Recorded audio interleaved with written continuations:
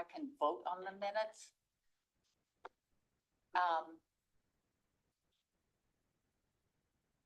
Yeah, I don't see your name. Yeah.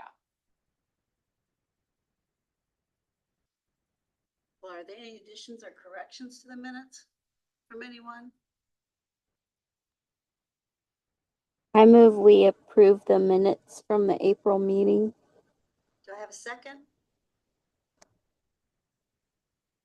Are we gonna have a quorum that will vote on that? We have a quorum. No, I understand that, but I can't vote. Oh, to do the minutes. Right. Because you can't vote. So we may have to carry it over to the next month. Okay, Is what I'm, yeah, I understand what you're saying. Julie's trying to join. Julie's trying to. So we'll circle back Okay. to the minutes. If Julie gets here. If she doesn't, we will table them until next month. That works. So next is the approval of the 2025 first quarter report. Okay, so we've got it set up. Somebody in the waiting room, Scott. I can't let people in anymore, it's Scott. So I have it set up so that Amanda has something very important to do later, so she's gonna get all of the first dibs at explaining any questions or whatever. So Amanda, do you have anything to present on the first quarter? Oh, At 8:30. Okay. So for nursing for the first quarter for 2025, there's nothing substantial that's different than the previous quarters. If anybody has any particular questions.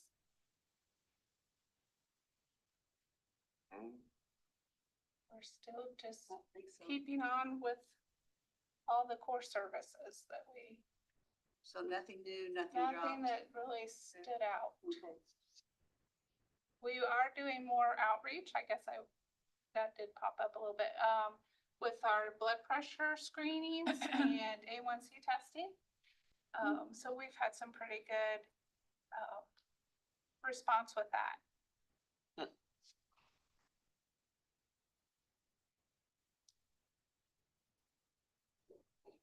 So you just want to do your stuff all together, Link, and let her do her stuff all together? Well, we can still do it one, like the quarterly report first. And then she can do her budgets and then I'll follow with mine. Because we have, it's a big budget time of year. And I think that's one of the reasons we wanted additional meetings is so we don't stumble into the council review of our without due diligence of getting the board having reviewed our budgets. So are you gonna tell us about your quarterly? Yeah, I can do. I'm trying to advance here. So financial, started 2025 with the county fund with $668,835. And that is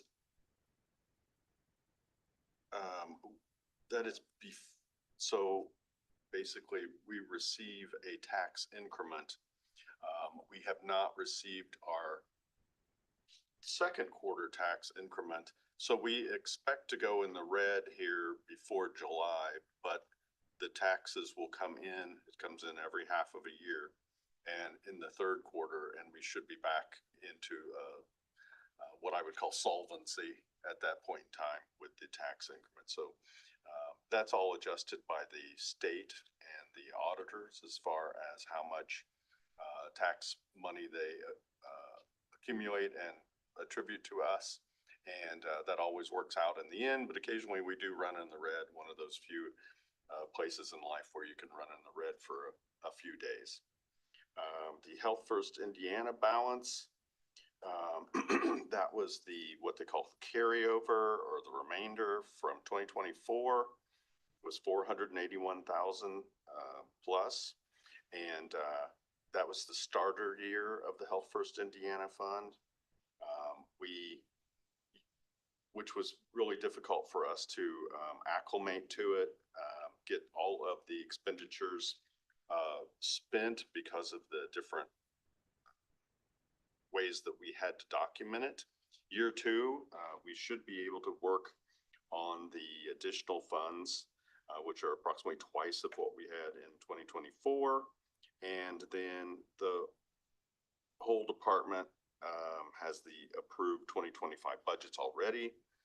And then, of course, we'll follow up with information about how much they have cut back. It's an arc. So we've got some funds generated for us.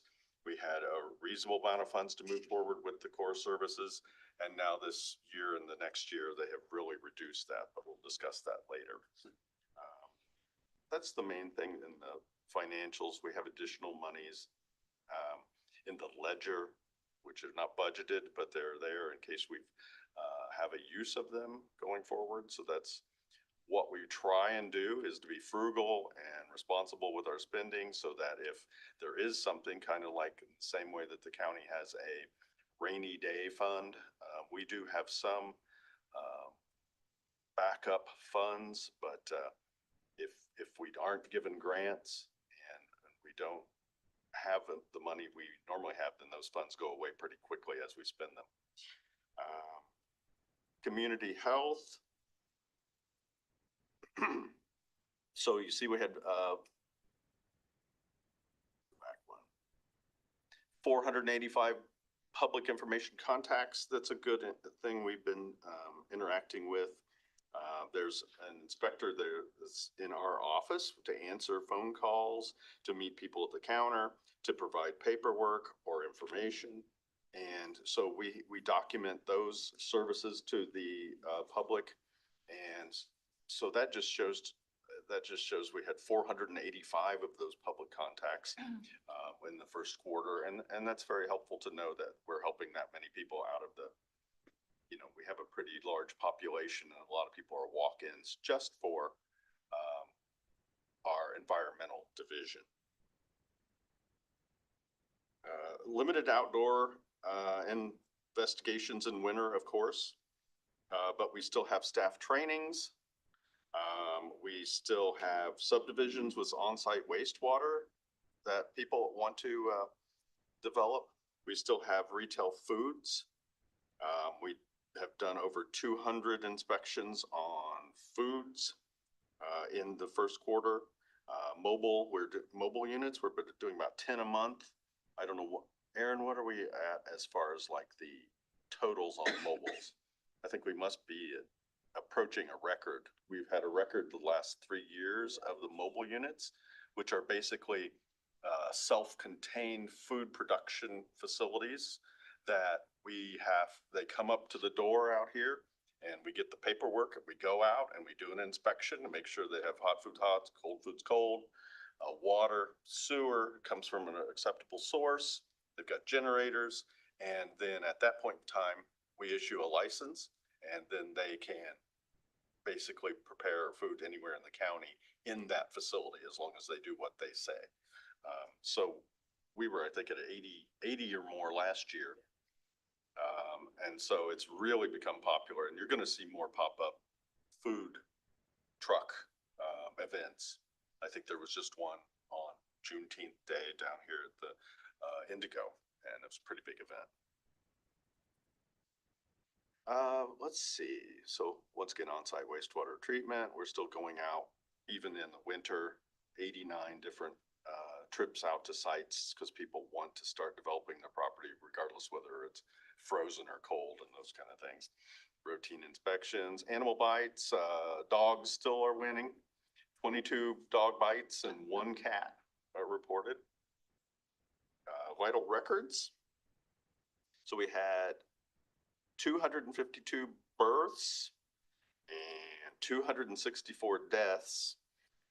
And you can see with the new ability that we have to issue throughout the state birth and death records, our numbers have gone way up. And there's a lot of paperwork on each of these. And you look at approximately 2,500 birth and death certificates issued. And so that's a good service to the community, as well as a lot of work on the registrar's part.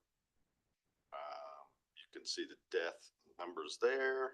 I thought it was interesting that they had 0 suicides in the first quarter. And then we move on to the cause of death from drug overdoses, and 4 of the 7 had a fentanyl component in it. So that is still prevalent in our city and county. So that is the remainder of the first quarter report.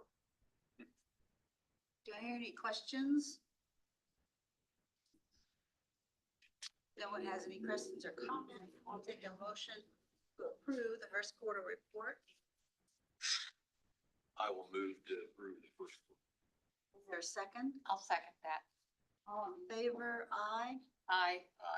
Opposed, nay. No nays, so the ayes have it. Okay, next is the 2026 budget.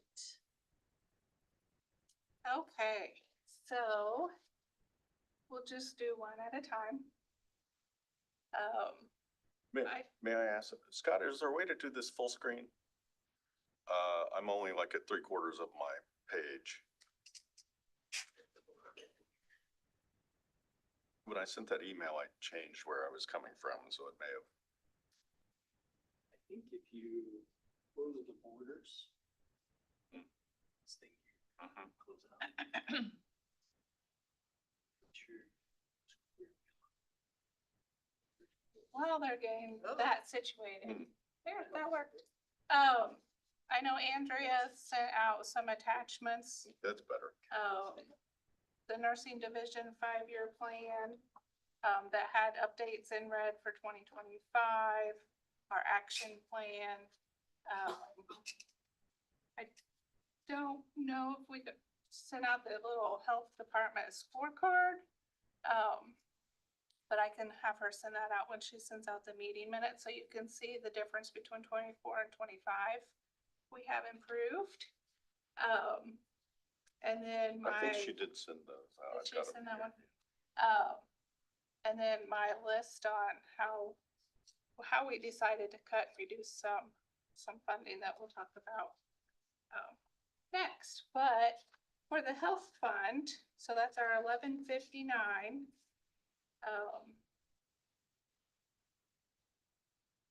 It's pretty much the same as last year, except we were told to ask for a 2% increase for salaries.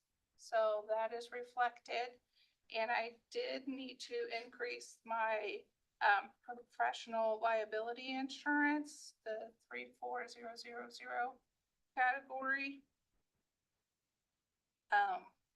Because that bill went up substantially last year with no warning. So I had to move some monies around to make sure we got that paid. But everything else essentially is exactly the same as the last year. So I will be asking for nursing for $1,420,349. Does anyone have any questions on the health fund 1159?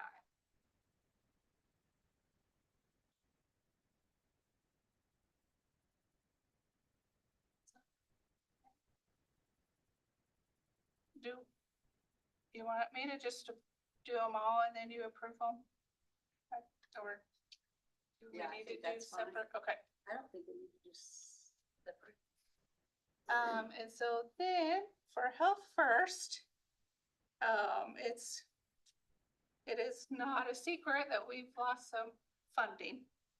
So this year for 2025, between both divisions, we had $1,793,532.45. So for 2026 total, we have $429,865.26 to split between the two of us. So we decided to split it half and half. And so for my half, for the 1161 Health First, you will see that I am, I've included salary for the staff registered nurse position that was granted to me by the council last year. And then one part-time staff registered nurse that we've had since 1900 and something. The benefits for that, and then remaining amount in the core service. So the nursing division part, which is going to be the same as environmental, is $214,932.63.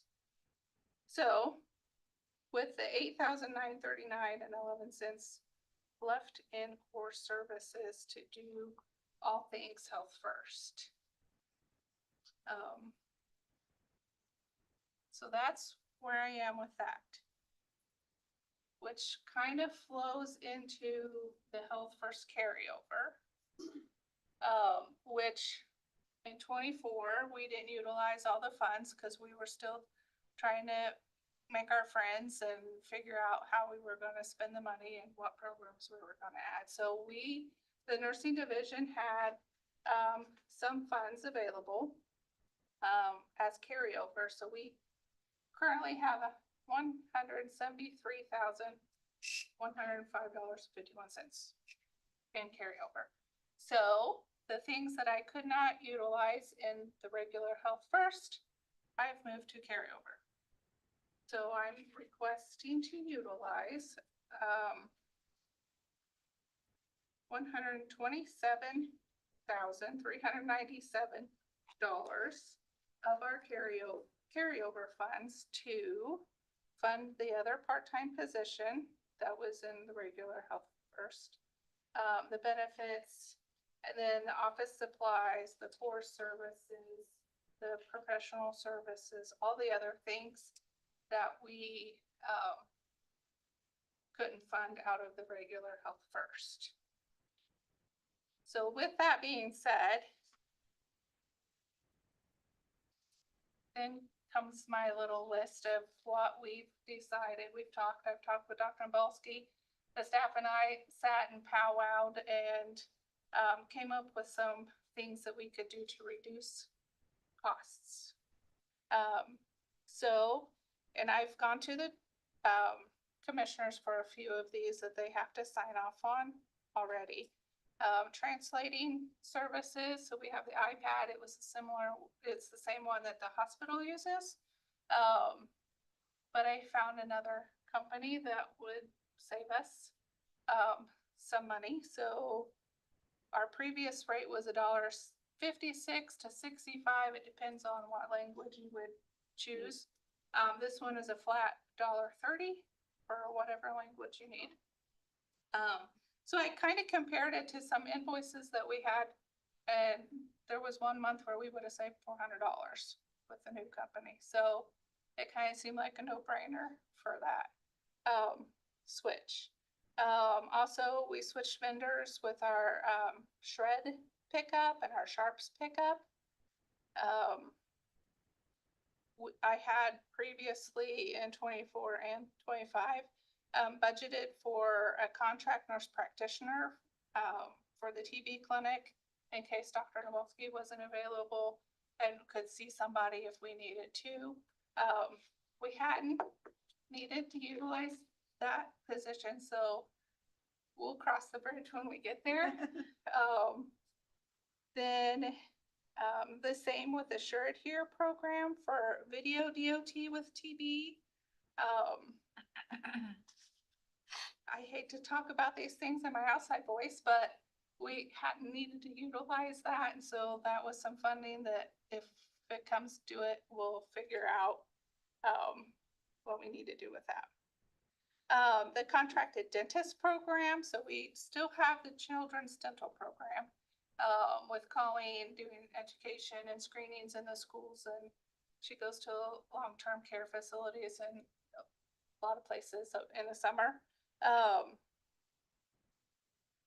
So we would generally pay Medicaid rates for contracted dentists for kids that did not have insurance to get them out of pain. So that was the thing, they had to be in pain. She was finding it very difficult to find dentists that would still want to be in our program. And then with the information of any Health First funds, they would need to be lawfully resident of the United States. So that took a little hit there too. Ivy Tech now has a dental clinic, so side note, if anybody needs to go, the students have a clinic and they're eager. And then donated dental services is a program that's available that we've worked with in the past to provide those services to those kiddos. So we opted to let the couple dentists know that we would not continue that program in 26. But we're not leaving them high and dry. We have friends and partners that we can send them to and get that taken care of. Our evening and after hour clinics, we will no longer have contract pay for the staff, so we'll be flexing our time. My staff, if they work an hour over, they get an hour. Not all departments do that. Most departments have time and a half. We're still just one. We've cut with the monthly awareness moments on the newspaper, on the radio, and we're gonna just rely on PSAs. I had 5 staff do the certification for insurance navigation. And as much as we've tried to get patients to let us help them, no one has taken us up on that. WellConnect and United Way have people. So we've opted that we will not recertify. And so when our certification lapses, that's over. Our prenatal vitamin program and the folic acid, once our supply expires, we've opted not to order anymore. Clarity now is offering prenatal vitamins at no charge. So, and I can't remember what my little quarterly report was, but I think we might have had 2 or 3 in the quarter come for that. We will continue to stock pregnancy tests. So if somebody came in, we could offer that.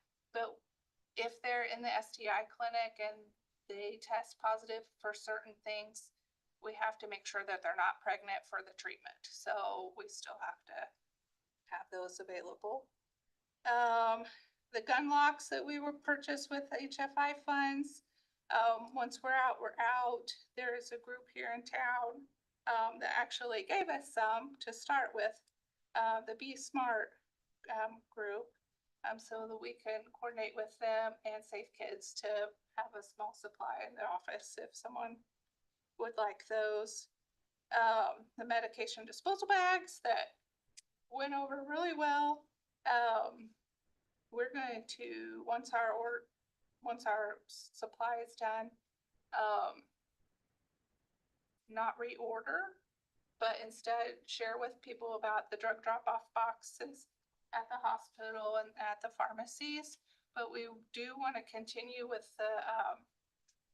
the medication locking bags because no one else has those. So we want to make sure that we still have those and can send those out. I had future plans for safe sitter instructor training and CPR instructor training, so that we could do those in-house and then take them on the road and offer that to people. But the training plus all the equipment for the mannequins and such are just not what we can do right now. So we're gonna put that on hold. With the immunization grant, which I'll tell you is ending, in a second. We were able to prepay ahead a couple years of the preventative maintenance for our vaccine units and the cloud database thing that we use. So we should be able to get through to 28, and then hopefully we have Health First money again and more of it, and then we can,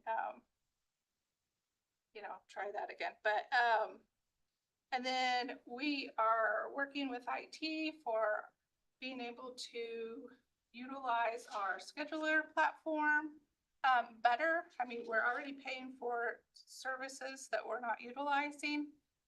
When we first needed it, it was just mainly for the schedule portion, but now we would like to branch into using it for medical record.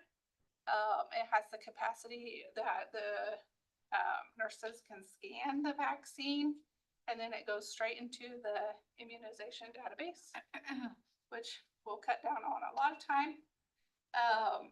And then it does have the capability for billing, which,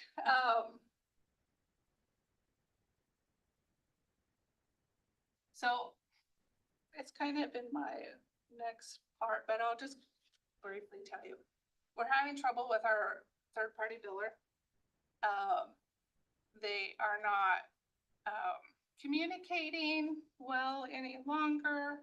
I had to beg for invoices for the January invoice that I finally got in April to pay. They've had a lot of turnover. We've been with them since before I started. But it's just not working out. So our contract to renew with them is in August. And I've shared with them that because of our funding situation, we won't be able to renew. There were some months that their invoice would be maybe $800. There's some months that it would be like $1,800. Like it just kind of depends on, people coming in for their shots. So with that being said, Elizabeth and I have talked with another county health department, and we have attempted to bill on our own through, some insurances have a portal. So MHS, CareSource, Medicaid, Anthem, they have a portal. So you can go in and you can put in all your stuff. Well, my first one, I obviously knew I wasn't going to do it right, and it came back denied. But we got it fixed, and we actually got payment this week. So there's some insurances that we're gonna hopefully be able to rely on our scheduler to do, because there's a couple that you either have to go through a clearinghouse or you have to figure out paper billing, which I have to put in a ticket with IT. Because there's a special form that you have to use, which I have purchased, but it has to, you have to upload a template, and like if your letter is on the line of the next box, like they'll reject it. So I have to work with them to see if we can utilize our scheduler for the ones that we can't use a portal, or what. But anyway, all that to say is that we're going to try to save money by billing in-house and not having to pay someone to do that. So long story short, that's my carryover request. Does anybody have any questions about carryover and our little plan on how we're reducing funds spending? I just want to say, it sounds like you did a good job finding duplication of services and dropping those that can be had other places, so that we're not really cutting things off. We're just going to have them done somewhere else. I agree. I think that's a lot of work on that page. Yeah. Well, I mean, I will honestly tell you, like, after I cried and wanted to throw up And I know this is live on YouTube. But you just have to figure it out. And so that's what we're doing. I do still have, nope, I'm not, I'm gonna tell you later. So that's for, the carryover. And then for the trust, 120602, this is, this was granted as a position by the council last year, 2025. So this is our part-time front office staff, and so she is working Mondays, Tuesdays, Thursdays during our clinic. I tell you, I knew that we could use some help, but until you actually get help, then you realize like what a godsend it is. Because we could essentially run 2 clinics, because I could leave Edith at the office and take Dawn with me, and we could be off-site and still have, which we are doing. But anyway, so the trust carryover request is going to be $32,907. Any questions? And then the 8931 was the school liaison grant that had ended. We can still use those funds for the duration that they're available. I'll backtrack that the position for the trust carryover I have enough monies in there that it will carry at least till 2029. Still. This position is full-time registered nurse, and the benefits, and then there are some supplies if like the school needs new AED pads or something, we can help provide those for them. That was, yeah. Oh, can you scroll down just a smidge? There it is. The $6,020. So that budget is a total of $154,067.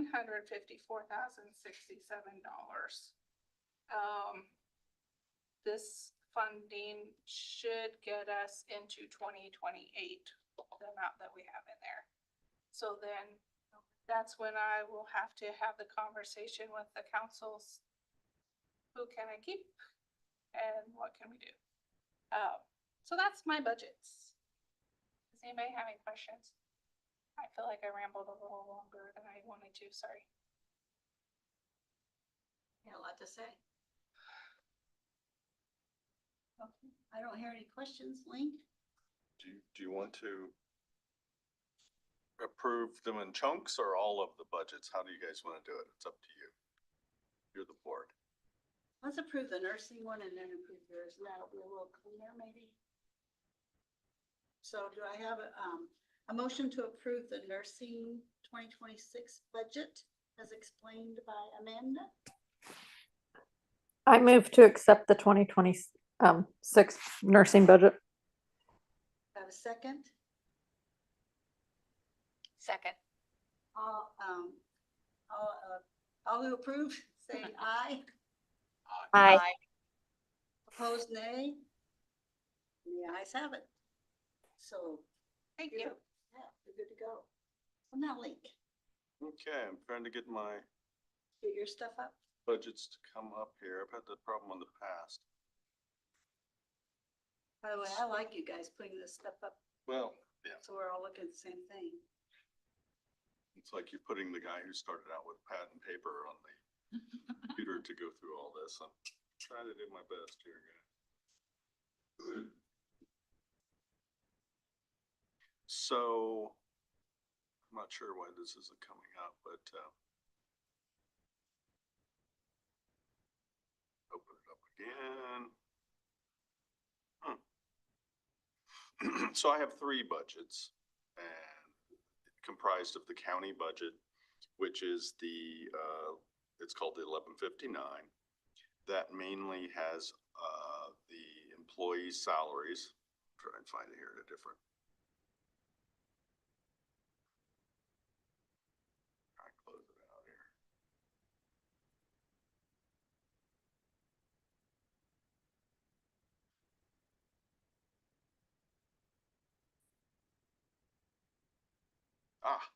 Okay.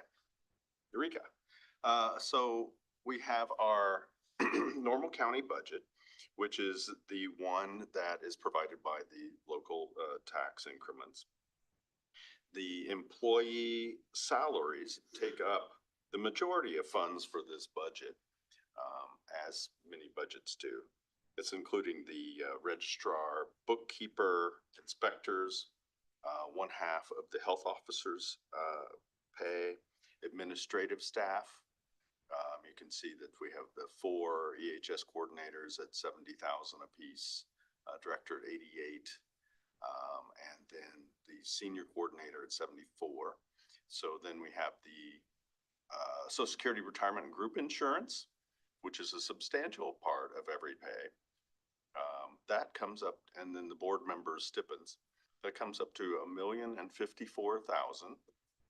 We had a significant reduction in our supplies and additional expenditures because of the Health First Indiana increments. And we have maintained that in our county budget. Therefore, there is no change to the rest of our numbers from last year beyond the 2% increment that has been suggested we pursue for the employee salaries for the county budget. And so the sum total of the county budget then is $1,072,113 for the environmental, vital records, and public health emergency preparedness. That's that budget. Okay, continue on. And we are to the Health First Indiana.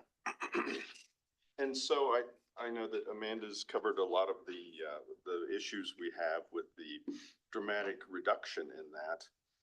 This was introduced with much hope it will improve health of Indiana citizens, and there are clear benefits already to that.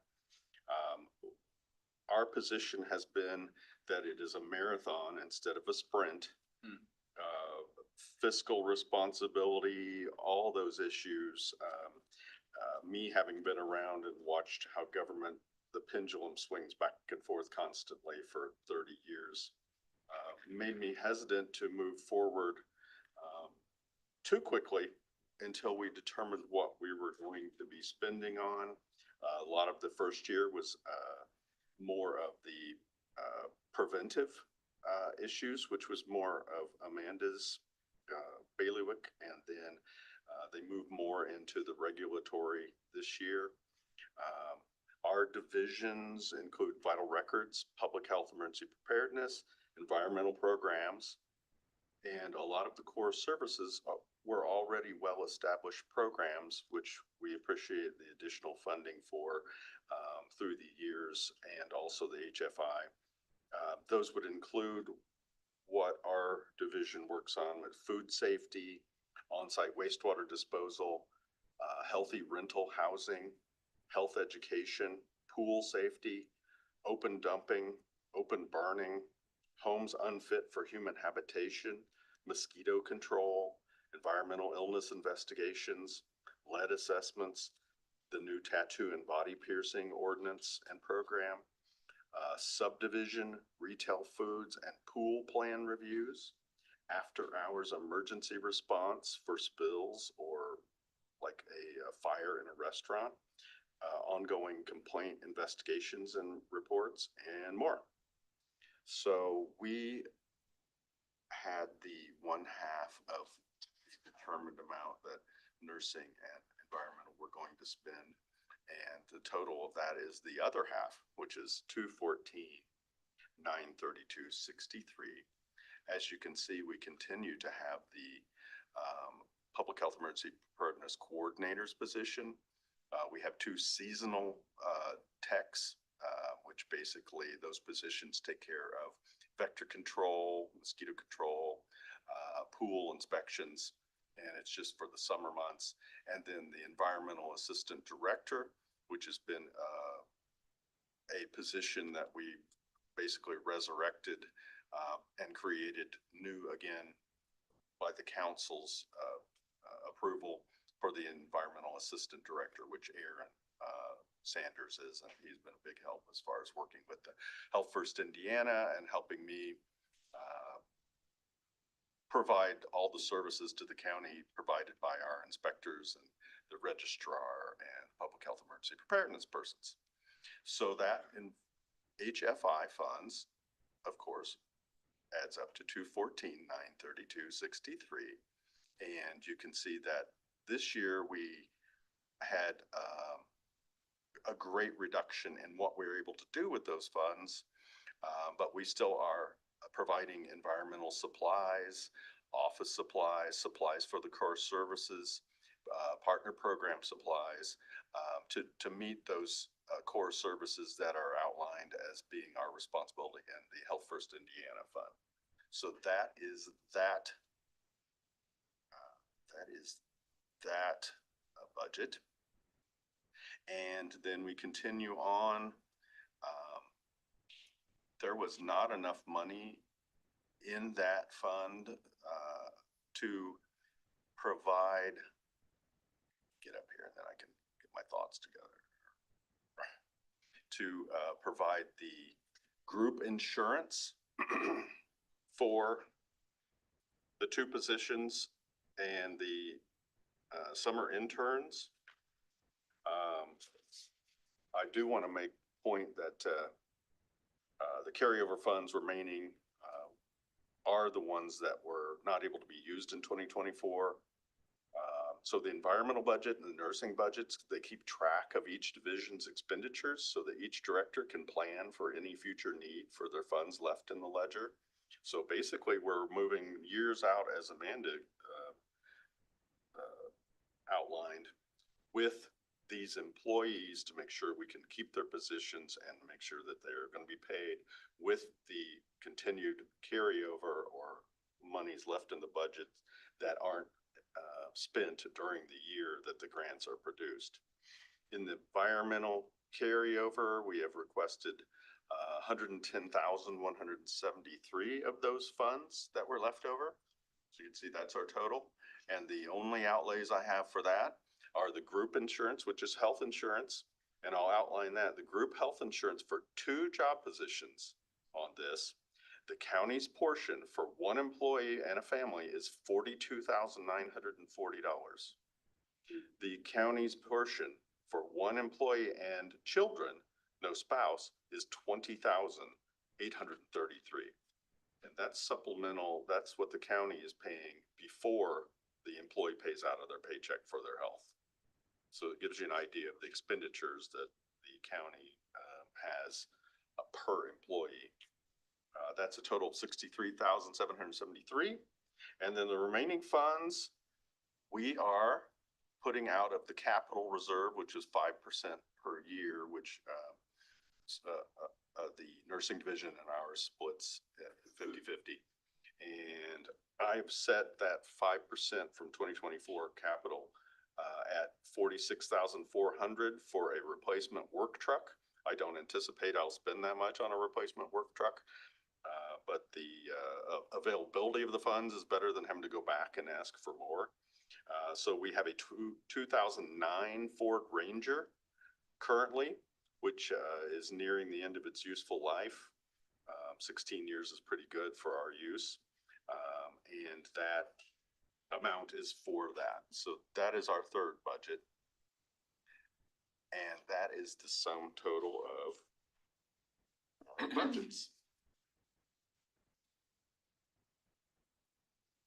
Any questions for Link?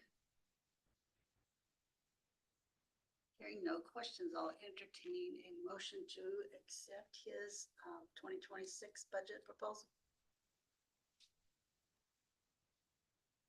I'll make the motion to approve that. And I'll second.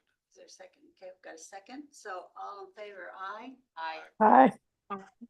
Opposed, nay. All right, ayes have it. Thank you. Next on our agenda, the nursing division has talked about some of these things, but I think Yeah. it's more. So yeah, I already covered the program cuts. We are hosting a back to school bash, July 31st. It's a Thursday. We're gonna start at 2, go till 7, at the health department. So we'll be doing vaccines, we'll be doing lead screening. We have our dental friends, from IU. They're gonna come and do some screenings and exams. They have this sealant program, so they can put sealants on right there on the spot. We have other community partners, coming, Stride, Anthem, the library. It's just gonna be a fun time. So anyone preschool through 12th grade, if you wanna send them our way, we do have it on our Facebook page. So if you are on Facebook and you're our friends, if you would share that. What was the So- date on that again? July 31st. 2 to 7. We thought we'd start a little earlier in the day, so. Let's see, so immunization grant ends for for this grant period Monday, next Monday, June the 30th. And the state has shared that that is no longer gonna be available to us. So with that being said, the things that I utilized, the immunization grant mainly was contract staff, for the after hours and weekends clinics, the awareness moments on the radio and the newspaper, our preventative maintenance for our vaccine units, all those kind of agreements. So we're shifting those funds over. I do still have a vacant part-time registered nurse position. If you know anybody that's interested, send them our way. It's posted on the county website. We had a couple applicants. But you need to, be pro-vaccine for this position. Cause that's what you'll be doing, administering vaccines. Yeah. And then Roth ID tag, I don't know if anyone knows about this. But another health department shared it on our, health department webinars that we have monthly. And so I got some. So with our car seat inspectors, we have 4 staff that can go and check placements of, make sure the car seats are installed properly. It's the right size for the kiddo, it's all snug and whatnot. So when they do an inspection, and they offer this to the family. And so what it is it's this sticker. Here it is. It says, in case of emergency, pull here. And you attach these 2 sides to the car seat. And when they pull it, then there's contact information. So it all came about is this mom, who was also pregnant, had 2 toddlers in her back seat. There was an accident, mom did not make it. The 2 toddlers were in the back seat and they were having trouble getting a hold of any family. So then they developed this so that no other little kid has to go through being scared and not understand what's going on. So, the parents will fill this out, and then you give whoever you put on here this little card, and there's a PIN number. So then the emergency responders know who to call, and then they'll know what number to give them, their PIN number, to know that they match up. So I thought that was neat. And Great idea. yeah, and so then there's a little window decal that they put on their car, so then first responders know. I did email all the departments, the sheriff's department, CPD, and fire. So they're all aware that these now might be seen, in the county. If they put this on an infant car seat and then the kiddo gets bigger, all they have to do is take this off the little car seat, put it in an envelope with a self-addressed stamped envelope. Said envelope twice. Send it in and they'll send them a new one, no charge. So, just wanted to share that. And then I do have one thing it didn't make the list, but I do want to ask, I touched on the billing a little bit. But I do have some questions. So we are looking at the billing for the insurance for immunizations. That's what we've solely done. Somebody has insurance, we bill it. They don't have insurance, they don't pay anything. They get the state funded vaccine. There's no cost. We do have the capability, I think, we'll attempt, of billing for our lead testing. So Tracy and Mary actually and Abby, so we just do finger sticks. We do have the capability of billing. I think it was approved prior to, because it's on our fee ordinance already. So we're gonna attempt to try that. While we're learning, we might as well. Talking about billing insurance for that. Billing insurance, yes. They don't have insurance, there's no barrier. Okay. When I went to the commissioners meeting about our translator to move to a new vendor, it was asked if we could bill insurance for use of a translator. I said, I don't know, but I would look into it. So I have looked into it. There is a code to bill insurance. I did read that most insurances probably won't pay. But if they do, we could bill for $17.65.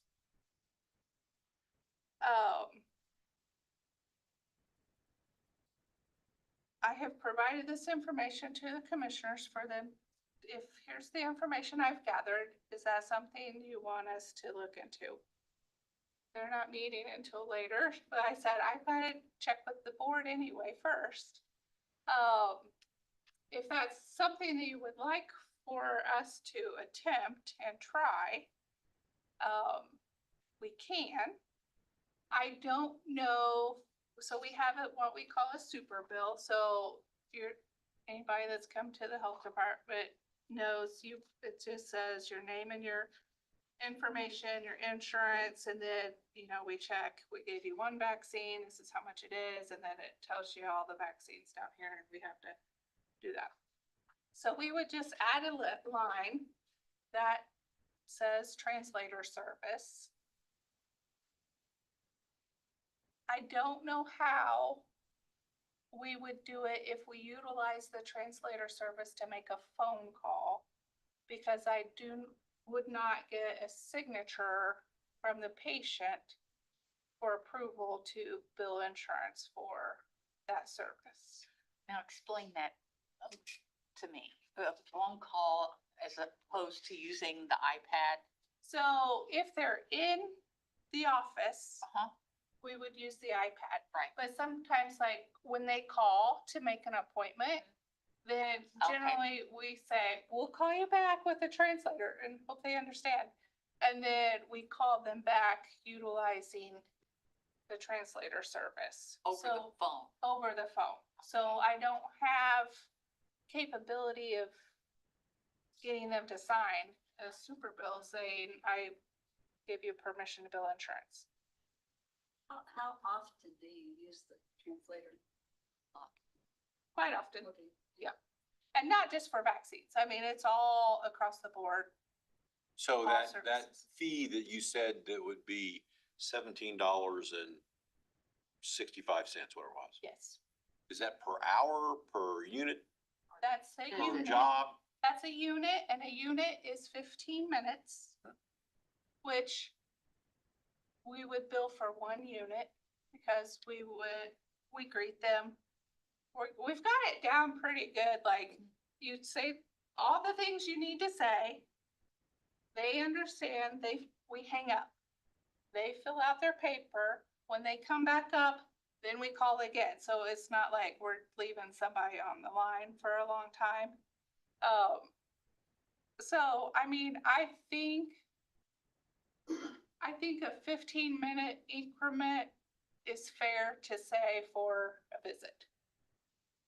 Now, if they have to go do a lead home visit, or if it's a first-time person coming for TB meds or another clinic, like, it may be longer than 15 My whole minutes. point of bringing that up was, you mentioned the phone call where there's no, you're gonna spend $50 trying to make 17. That's ridiculous. Mike, if I was in charge of that office, you're chasing $17, let it go. You know what I mean? If it's all the person that's doing the billing has to do is put another code on it, and that's worth $17. That's how I would determine that. And whoever your office managers are can make that call as far as how they want to do that. You know what I'm saying? Mhm. That's what I would say. He said. That just Yeah. makes sense. So if they're in office, we could attempt, Sure, because they're already there on paper, but if we're on the phone, I'm not gonna say, no, can you please come in and No, no, sign this no. paper? no. Yeah. Yeah. Okay. Yeah. So I think the commissioners I provided the information to Tina, who was gonna share it with the commissioners, so I'll pass on what we shared, because I think then it has to be added to the fee ordinance, which then we have to type it all up, and then it goes to a commissioners meeting, and so if they wanna pursue, that's what we'll do. 2 readings, Yeah, and then. 2 meetings, yeah. Okay, that's all I had.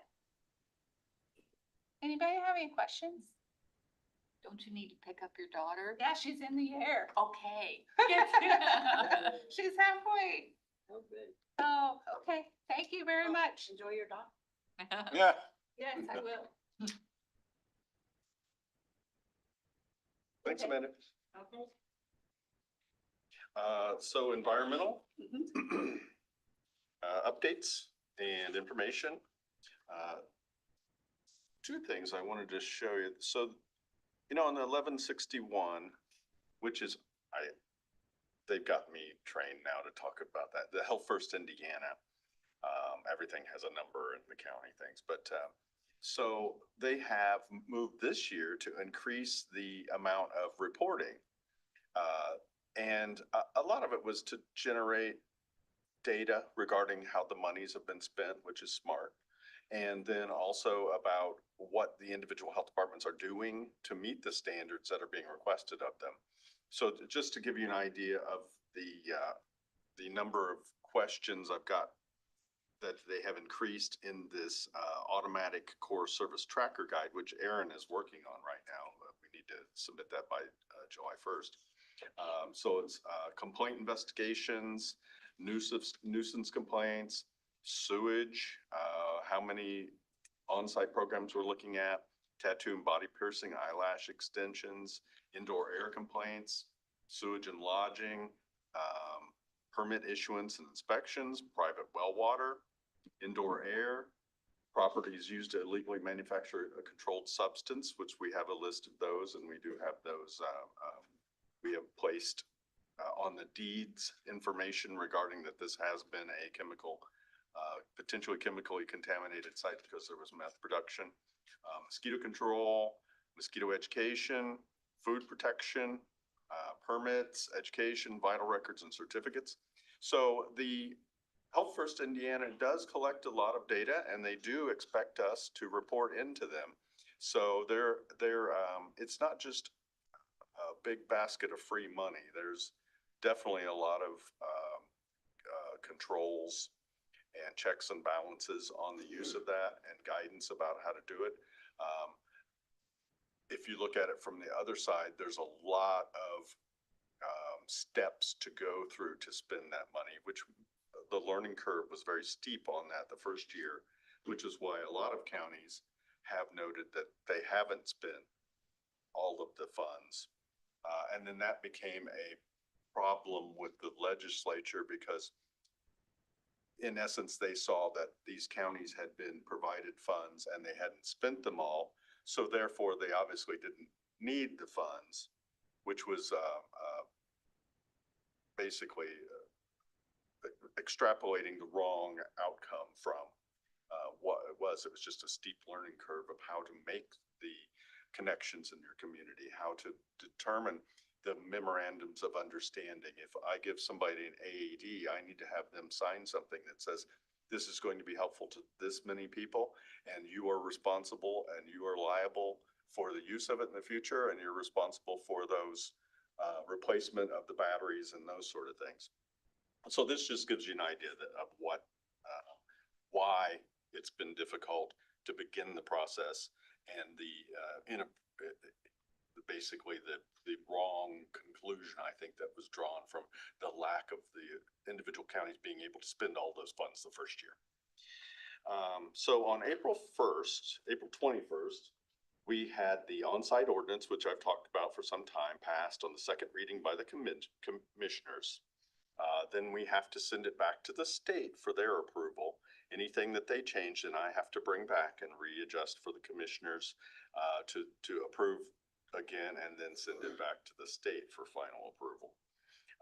That basically, as we've talked before, gives us some sort of, gives us what we had before, which was a method by which to register installers and ensure that the public is having people that are knowledgeable and have basic skill sets to install septic systems.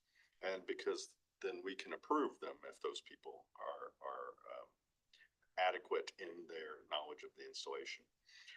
On April 16th, we were given 2 weeks notice that there would be a completely new food law from the state, which went into effect. And that is 410 IAC 7-26. It's a 116-page document. We are adjusting our program to begin enforcing and replacing procedures, forms, etc., from the old 7-24. We've had a lot of those instances where we're just, a new code is dropped on us and we have to change our entire way of doing work, which is okay, but there's a learning curve to that as well. And that was yeah, that was tough. So we have to down to, if you've got a cheat sheet, like this number is like, they don't have a thermometer. You make a new cheat sheet to get you to the subject matter where the actual wording of the law is. So we have to change all our cheat sheets. And let's see, tattoo ordinance. So we're doing good on that. Out of the 10 facilities that we first outlined, 3 of them have already gone through our plan review, and we are waiting to then go back out to them and make sure that they have the hand washing facilities that we require according to the new ordinance. We are being very generous with timeframes because some of these facilities have been open 20 years without local regulation. And we are working with them. And as I said, last meeting, we did have a meeting with all the ones who wanted to come in. Several people came, and then the last Board of Health meeting, Ashley gave that presentation on the tattoo facilities. So we're moving forward with that. Our registrar, Beth Lewis, is issuing the birth and death records from statewide records, which has been really helpful for people to be able to come into our office and not have to run down to Jackson County or maybe northern Indiana, because all the records then can be pulled from the state drive system. I did go to the commissioners and get 5 automatic external defibrillators approved and ordered from the Health First Indiana funds. 4 of those are going to be placed at county parks facilities, including Dunn Stadium, the pickleball courts, and Heflin Park. And there will be 1 for the courthouse, which we determined has AED devices which are more than 11 years old, which is not very good for precision, and the new units are much better. That was about $6,800 for those 5, and those will help a great number of people. We're designing and ordering the beware of tick signs to be placed on posts for the county and city parks and trails. That we give a little bit of background, we give a picture of ticks, and then basically a warning to beware of them because they may cause illness. Our summer tech has begun full pool inspections, mosquito surveillance, and weekly fogging treatment of hotspots has begun with our ultra low volume fogging unit. We hope to continue with our data management and software Inspect2Go in coordination with the IT department. There's been kind of a lull in that data management, and I think we just need to work out where we want to go with that. I know that it went into a grander scheme of what the data management was taking over. What we would at least like to confirm and move forward with is the original intent, which is to take our 400,000 septic records, put them in a manageable data searchable database, and that is already a portion of the Inspect2Go software. So we just need to make sure how to move forward with that. That will be the utmost thing, because we don't want to lose the work we've been doing since 2018 to get this data management software in. I think Scott and I are working together on that. Food service facilities. Oh, I want to show you what comes across my desk occasionally. You know, we had a big, I'll call it a windstorm here last Wednesday. And we've had a series of those. So yesterday I got a call from Stacy Gross with the county highway, and at the old highway garage, apparently where we had our emergency trailer stored safely in a large structure with telephone poles, steel, and then other things that are being stored there until it switches over to city. That structure is gone, and one of the posts smashed our emergency trailer. And so as I was preparing for our meeting today, and some gentlemen are tearing off the back of my house to put a new window in it, I got this information. So we went over there and we had to tape up the holes in the unit, and we'll have to see how much it's going to cost to fix that. So you never know what's going to come down, you know, the pipe onto your desk, and you got to be prepared to jog all different directions. I think that was on State Street? yeah. Okay. Yeah, so I mean, it is probably, well, Aaron went over there and taped up the top with Travis. And how long is that building? I mean, it's probably 60, 70, 80 Oh, feet yeah. long, So it was easy, like a 60 by 40 building. and it's just gone. Gone. It's just crumbled. That really wasn't in the news, was it? Yeah, I don't know that. I mean. I use that road. I'm not very observant, but Yeah, I think I would see that was gone. It was one of Yeah. the back buildings. it was one of the back Yeah. buildings. They're in an L shape. It's the Yep. one at the farthest back. Wow.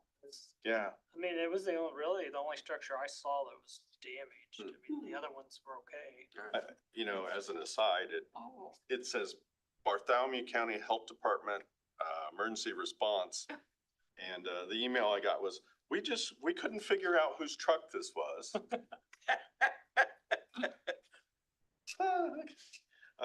So,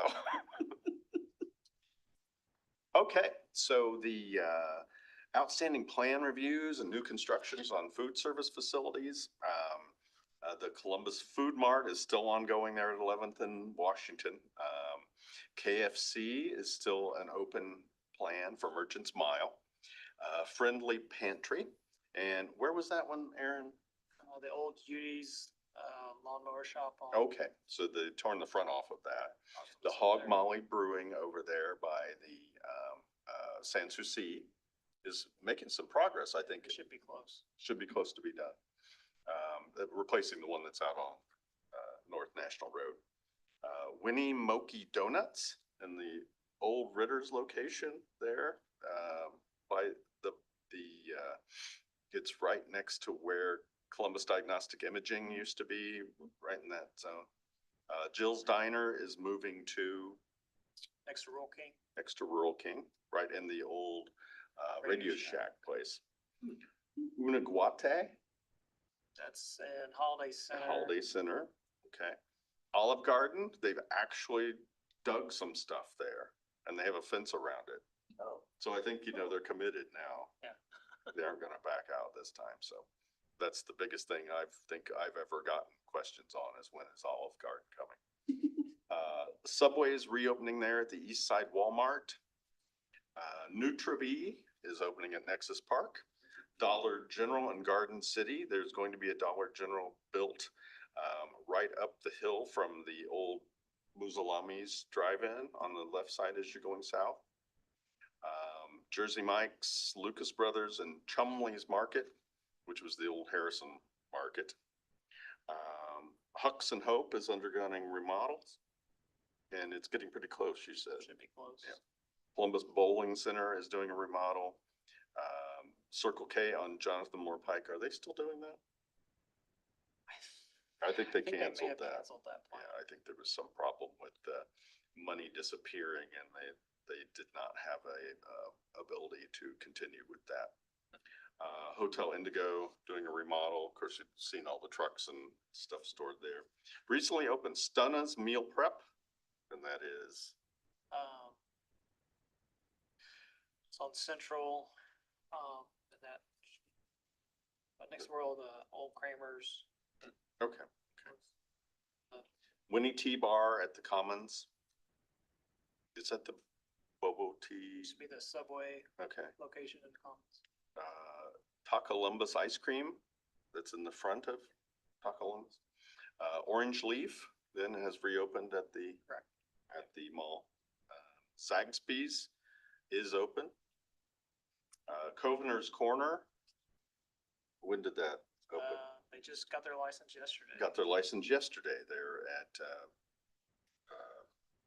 Central Central Avenue and Rocky Ford. Yep. And I've heard their ice cream at the fair is very good. Dirty Dough and Nexus is open. So those are really the updates we have on that information. Any questions about anything I've presented this evening? I know it's a lot of data the budgets are really, this is my preparation stuff for the budgets. If that gives you an idea. And it is four-dimensional chess. It really is, with the Health First Indiana funds, what we spend it on, what we took the money from, to allow us to spend less of the county money, and then to try and cover that money as they reduce our money in the grants. Yeah,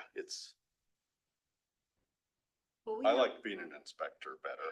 But that's okay. Both are good. We have Ashley and Tracy online with us. Who's on Zoom? Ashley's on. Ashley? Julie, Julie, I said Julie, Tracy, yeah. I'm sorry. She's sitting beside me. Julie, okay, so we have 4 people to approve the minutes, if we want to approve them. So I'm gonna ask for a motion, go back to that, to approve the minutes of April 16th, 2025. I move we approve the minutes from April 2025. Okay, a second? Second. Okay, we've got a motion and a second to approve. All in favor, aye. aye. Aye. That's unanimous. So the minutes are approved. That was one thing left over and it's taken care of. Great, good catch. I don't think we have anything else. No, the next meeting is the 27th of August, 6 PM. That'll be right after be here and then right after the council's review of all the budgets, so we'll have some feedback on that. Hopefully it goes well for us. And Amanda and I talked about maybe having a few board members when you presented your budget, just Mhm. as a show of agreement and faith and yes, we agree kind of stuff. So We always appreciate any backing. A lot of different department heads bring their whole staff. So it's good to have anybody who will come and so anyway, if anybody's Support us. available, she gave me the dates and do you remember the dates? it's right August. before this in August, so we can get you the actual dates. Yeah, so they'll get us the dates and then if you can show up, it's a good time. Yeah, it's interesting. And we should be, are they gonna be live streaming that, Scott? Okay. Okay, so that'll be, good information. They don't really, I don't believe yet they know what day we're going to be on. So once we get that information, we can pass that along to you guys. All right. So I think that's all that we have to address. Anyone else have anything? Not? Well, thank you much for your Sure. participation. Couldn't do it without you. Okay. We'll see you the 27th, if not before. Okay, very good. And always get in touch with us in any way, shape or form, and we will answer your questions or help you if you have any concerns or questions.